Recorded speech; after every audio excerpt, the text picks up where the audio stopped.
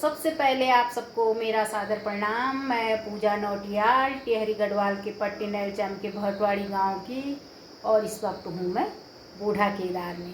और आप लोग भी स्वस्थ होंगे और मैं भी स्वस्थ ही हूँ।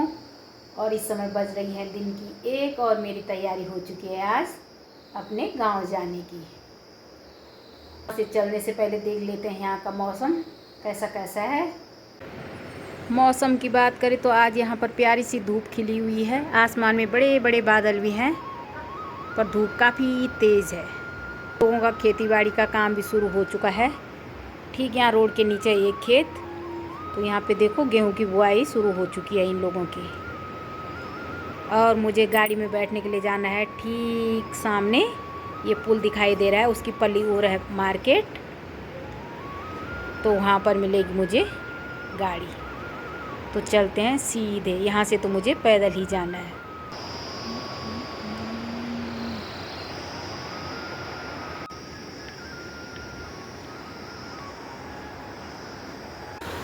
नदी का जल स्तर तो आजकल बिल्कुल कम हो चुका है।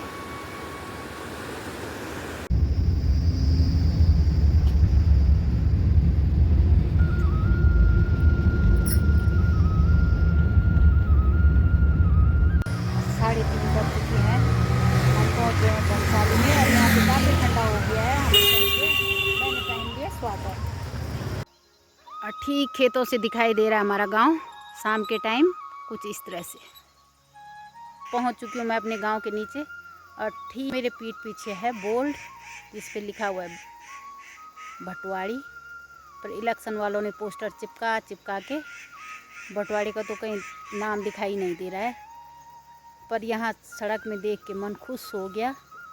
सड़क की साइड ही साइड इतने सुंदर फूल खिले हुए हैं।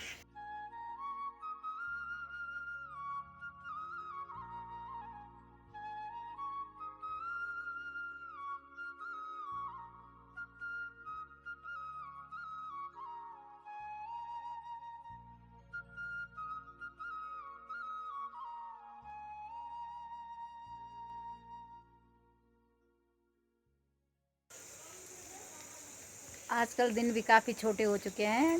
5:45 बजे ही अंधेरा होने को हो गया है और मैं पहुंच गई हूं अपने घर में। बहुत दिनों से छोड़ा हुआ है घर, तो बर्तनों की भी सफाई करनी पड़ती है और कमरे की भी सफाई करनी पड़ती है। तो पहले करती हूँ सफाई, उसके बाद ताज़ा पानी भर के बनाऊँगी चाय।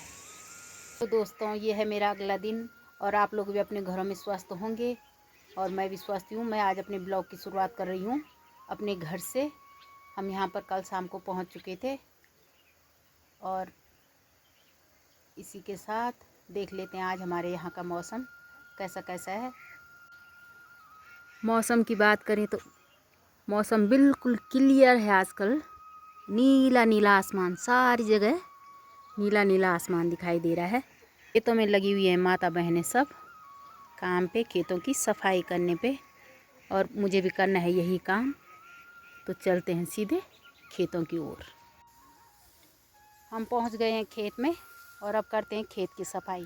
यहाँ पर बोई थी हमने दाल तो बिल्कुल नहीं हुई, कूड़ा ही कूड़ा हो रखा है यहाँ पर कुछ इस तरह से। दाल का नामो निशान नहीं है यहाँ। और यहाँ पर बगल पे चौर वाले दीदी जी ने तो कर दिया है खेत साफ। इन्होंने भी दाल ही बोई थी यहाँ पर।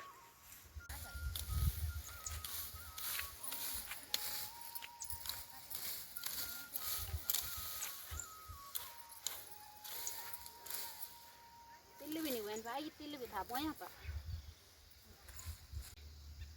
और दिन की बज चुकी हैं 1:30। आधा खेत तो हमने कर दिया साफ, और अब हम चलते हैं घर की ओर। खाना बनाएंगे और फिर शाम को आएंगे यहाँ पर। तो मैं दिखाती हूँ आप लोगों को कितना कितना किया हमने ये खेत साफ। आधा खेत हमने ऊपर से किया ये साफ, और आधा नीचे साइड, क्योंकि उसमें तो कूड़ा रखा हुआ है तो दिखाई नहीं दे रहा है कि साफ किया होगा। शाम को ये कूड़ा भी जलाएंगे और ये जो बचा हुआ है इसको भी साफ करेंगे, और उसके बाद बोएंगे हम इस खेत में गेहूँ मज़े से। और गांव के नज़ारे इस वक्त कुछ इस तरह से, बिल्कुल शांत है गांव का माहौल हमारा। फिर शाम को भी आ गई हूँ मैं उसी वाले खेत में जहाँ पर सुबह आई थी।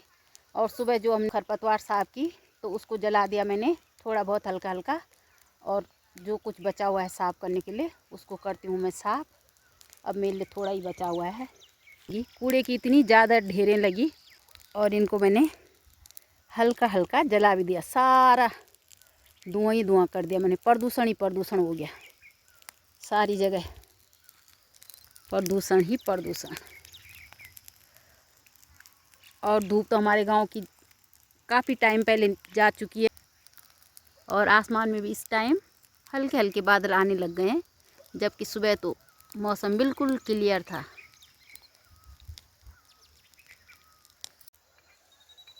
अब कर दिया है मैंने पूरा खेत साफ और इसको जलाने के लिए तो कल आऊँगी। कुछ कुछ तो जल चुका है सुबह वाला।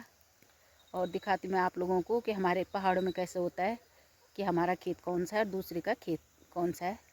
विभाजन के लिए एक पत्थर रखा जाता है जिसके लिए कहते हैं ओडा है हमारा, और ये बगल वाला है किसी और का। तो ये है बीच में ये पत्थर, इसके लिए कहते हैं ओडा। इस साइड हो गया हमारा खेत और उस साइड हो गया औरों का खेत। ऐसे ही ओडे रखे जाते हैं हमारे पहाड़ों में, जैसे ये भी है नीचे। और इस साइड तो हमारे खेत के मेंढ है।